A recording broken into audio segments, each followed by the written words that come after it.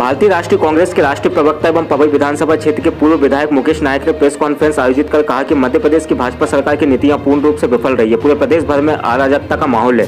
18 साल के शासनकाल में भारतीय जनता पार्टी ने पूरे प्रशासन को प्रभारियों के भरोसे छोड़ रखा है। नायक ने कहा कि सार्वजनिक वितरण प्रणाली पूर्ण रूप से ध्वस्त हो चुकी है। गरीबों का खाद्यान्न अमीरों की झोली भर रहा है। गाँव-गाँव बिजली के लिए लोग तरस रहे हैं और सरकार द्वारा बिजली का डिडोरा पीटा जा रहा है। जनता को मनमानी बिजली का बिल मोबाइल में SMS के द्वारा भेज दिया जाता है, जिसका परिणाम आने वाले महीने में जनता दिखाने वाली है। राष्ट्रीय प्रवक्ता ने चुटकी लेते हुए कहा कि भाजपा द्वारा अभी हाल ही में 37 भाजपा प्रत्याशियों की लिस्ट घोषित की है, जिसमें केंद्रीय मंत्री सहित 6 सांसद हैं, जिससे साबित होता है कि केंद्रीय नेतृत्व का विश्वास राज्य नेतृत्व पर नहीं रहा तथा स्पष्ट रूप से बीजेपी की धारणा एवं मानसिकता समझ में आ रही है। बिना पैसे के कोई काम नहीं होता। जनता के रूटीन के कोई काम ऑफिसेज में नहीं होते। आप जाकर कोई भी देख ले किस तरह की अराजकता कार्यालयों में है। पटवारी हड़ताल पर पड़े हुए हैं। मध्य प्रदेश में ज्यादातर तहसीलदार प्रभारी हैं। मध्य प्रदेश में डिप्टी कलेक्टर्स नहीं हैं, TI नहीं है, SDOP नहीं है, सब प्रभार में है। शाहनगर और पवई के दोनों थाने प्रभार में है, TI नहीं है। मध्य प्रदेश में TI है ही नहीं। 5 साल से प्रमोशन ही नहीं हुआ है। इसलिए प्रमोशन नहीं हुआ है कि आरक्षण को लेके जो मुकदमा सुप्रीम कोर्ट में विचाराधीन है, उसमें ये सरकार कोर्ट में अपना पक्ष ही नहीं रख रही है, अनदेखा कर रही है, अवॉइड कर रही है, इसलिए फैसला नहीं हो पा रहा। हजारों कर्मचारी रिटायर हो गए, उनके पदोन्नति नहीं हो पाई, उनके वेतन क्रमोन्नति नहीं निर्धारित हो पाई, उनको पेंशन में उसका लाभ नहीं मिल पाया। जब इस तरह की अराजकता मध्य प्रदेश में है, तो ऐसे वातावरण में चेहरे बदलने के अलावा इनके पास और कोई चारा नहीं था। पन्ना में भी ऐसे ही करेंगे। ब्रजेंद्र सिंह यहां से विधायक थे, उनको पन्ना भेज दिया, चेहरा बदल गया। 35 साल से भारतीय जनता पार्टी का सांसद यहां पर है, हर 5 साल में वो चेहरा बदल देते। कितनी सीटें आ रही हैं कांग्रेस की मध्य प्रदेश? देखो, इस प्रदेश के जनमानस के मन में क्या है, ये कोई एक नेता कैसे बता सकता है।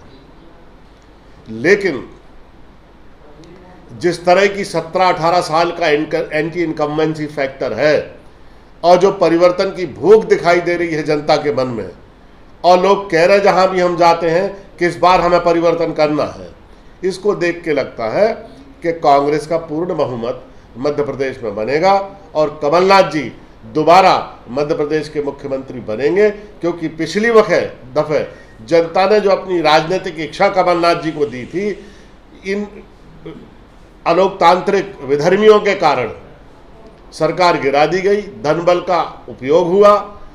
तो जनता की वो इच्छा अभी बची हुई है कि कमलनाथ जी को एक अवसर और मध्य प्रदेश में देना है। तो इसके चलते पूर्ण बहुमत से कांग्रेस की सरकार मध्य प्रदेश में बनने वाली है और चेहरा बदलने से इनके पाप धुलने वाले नहीं हैं। बदलने से नहीं धुलने वाले हैं। आप देखिए कि पूरी सार्वजनिक वितरण प्रणाली चकनाचूर हो गई है। बिजली की इतनी भयानक प्रॉब्लम है ग्रामीण क्षेत्रों में कि बिजली कब आएगी कोई भरोसा नहीं, लेकिन बिल बिल्कुल टाइम पर मोबाइल पर आ जाता है। जिस तरह के बिल लोगों के आ रहे हैं इलेक्ट्रिसिटी के, लोगों ने कल्पना नहीं की थी कि इस तरह की अराजकता बिजली विभाग में होगी। ट्रांसफार्मर फेल हो जाता है तो 2-2 महीने नहीं बदलता। छोटा सा फॉल्ट आ जाता है तो 3-3, 4-4 दिन गांव अंधेरे में पड़ा रहता है। हितग्राही मूलक योजनाओं का क्या हाल है? विधवा पेंशन, सामाजिक सुरक्षा पेंशन, विकलांग पेंशन, ये 5-5, 6-6 महीने लोगों के खाते में नहीं आती। मध्याह्न भोजन बनाने वाली महिलाओं को 500 रुपये महीने वेतन मिलता है, पूरी सामग्री की सप्लाई नहीं है, और 5-5, 6-6 महीने उनका वेतन उनके खातों में नहीं आता है। आप कल्पना करिए, जिसको आप 500 रुपये महीने तनख्वाह दे रहे हैं, वो 5-5 महीने तनख्वाह अगर उनके खाते में नहीं आएगी तो आप कैसे उम्मीद करते हैं कि उनके काम में कौशल होगा, गुणवत्ता होगी, सजगता होगी, अनुशासन होगा। पार्टी की 39 लोगों की सूची जारी हुई है। 39 लोगों की सूची में केंद्रीय मंत्री, लोकसभा के सदस्य और ऐसे नेता हैं जिनका राज्य की राजनीति से पहले ज़्यादा संबंध नहीं रहा है, इलेक्ट्रल पॉलिटिक्स से। इस सूची से ऐसा लगता है कि मध्य प्रदेश की बीजेपी की लीडरशिप पर बीजेपी को भरोसा नहीं है और शिवराज सिंह चौहान के चेहरे पर तो बिल्कुल भरोसा नहीं है। ये सूची इस दिशा में इंगित करती है, इशारा करती है। प्रोडक्ट वही है लेकिन लेवल चेंज हुआ है, चेहरे बदले हैं लेकिन परफॉर्मेंस नहीं बदली है। और ये चुनाव कांग्रेस की बीजेपी सरकार के 18 साल के कार्यकाल की परफॉर्मेंस पर इसका ऑडिट वर्क होगा। ये चुनाव का निर्णय होगा। प्रदेश की जनता ने जो देखा है और प्रदेश की जनता ने जो